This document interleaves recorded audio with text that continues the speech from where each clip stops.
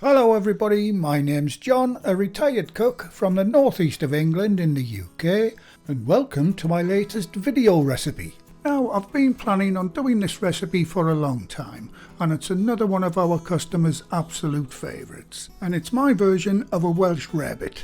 Or as one of my customers used to say, John, can you make that posh cheese on toast today?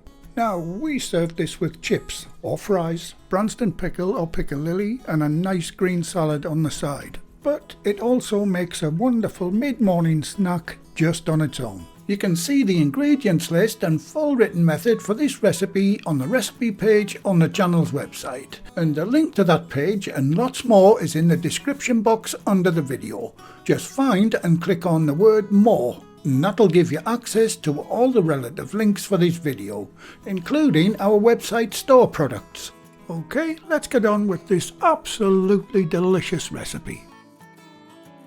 Right, I'll start by frying off the bacon, which is part of the cheese topping for this rarebit.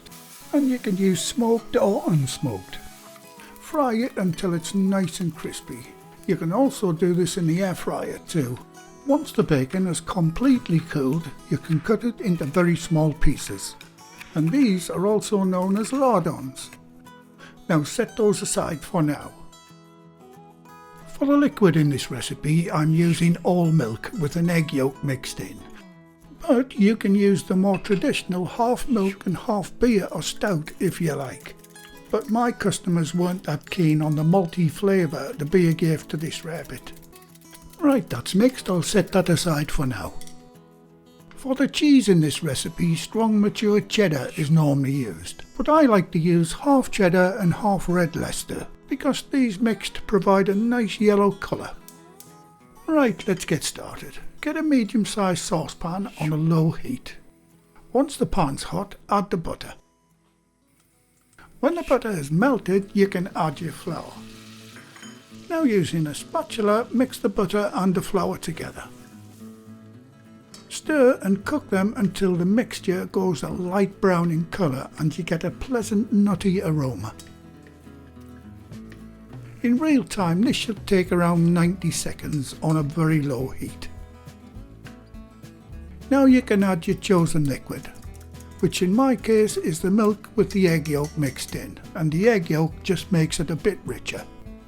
But like I said, half beer and half milk is an option too.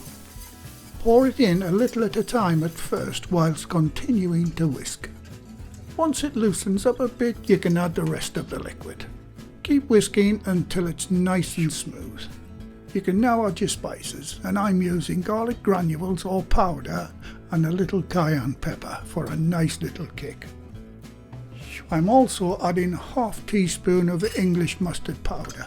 If you don't have the powder, you can just add a teaspoon of the made up English mustard. Now give those a good mix in. We now need to fold in the cheese, but before you do that, it's very important to turn off the heat. Now you can safely add the cheese in 2 or 3 batches. There's enough residual heat in the mixture to melt the cheese. And with the heat off, there's absolutely no chance of the cheese splitting. And what I mean by splitting is the solids and the oil in the cheese separate.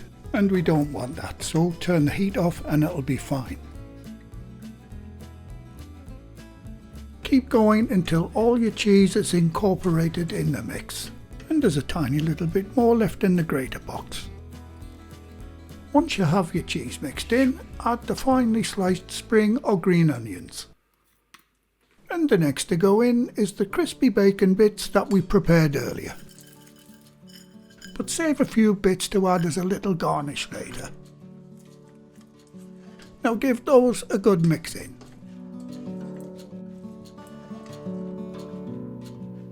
And the final ingredient to go in is a splash of good old Worcester sauce. Now fold that in too.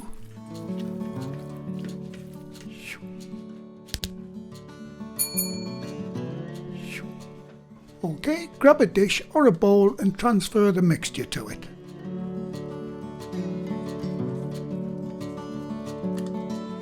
Almost done. Cover the mixture with a piece of cling film as shown. We now need to cool it down, And the quickest way to do that is to sit the bowl in some cold water, and it'll be ready to use in about 15 minutes. Or this will sit in your fridge for a couple of days, no problem. And if you've been enjoying the recipes here on the channel, why not treat yourself to my 5 recipe books. Each one is packed with many of the dishes you've seen on YouTube, and they include helpful tips and handy QR codes that take you straight to the full video. And we have a very special deal on at the moment. Buy our 5-pack of books on our website only, and the bread book 4 is included absolutely free, saving you a massive £11. So get your order in while the deal lasts. Onto the bread for this Welsh Rarebit. Now I'm using my very own easy Dutch oven bread that you saw me make in my last video. I'll leave a link below if you want to see that one.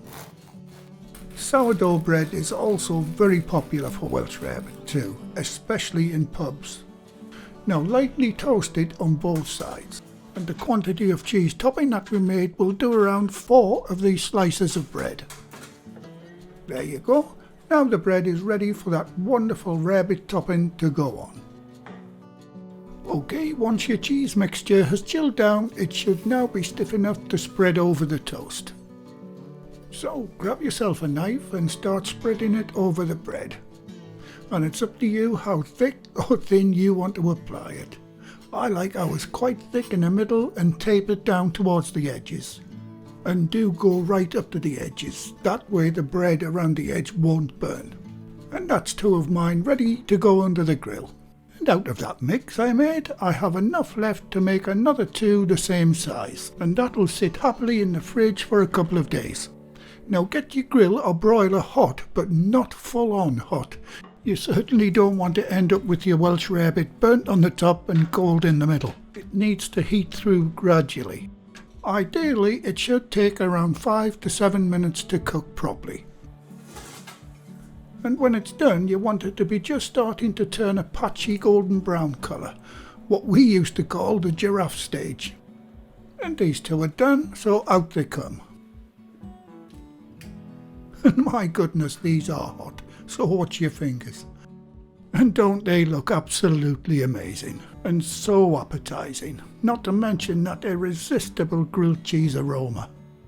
Okay, I'll quickly garnish mine with a few of those bacon pieces and a few chopped chives. But you don't really have to do this bit, I just want a good thumbnail for the video. And a very quick mention to the channel's Patreon, PayPal, Super Thanks and YouTube's new membership supporters. I'll do the name splash and shout out a little later in the video. And now for the important bit. What's it taste like? Time for a big bite. And just listen to that crunch. And the flavours in this Welsh Rarebit are absolutely delicious. I really hope you give this one a try. A huge thumbs up for this amazing Welsh classic, guys. And as promised earlier in the video, here is the latest name splash and shout out list, including YouTube's brand new loyalty membership supporters. And they are Alan Davey, Jens K3250, Abid Kayas and Guzelik Ronaldo. Thanks very much, guys, I really do appreciate all that you do in supporting the channel. Well, thank you again for watching. Please like, share, comment and subscribe by hitting the circle above. If you do subscribe, activate the bell icon next to the subscribe button on my channel page. And by doing that, you'll be automatically notified every time I upload a new video. And in the meantime, here's a few of my other videos and playlists that you may want to watch. So, until the next time, be safe in your kitchen and bye for now.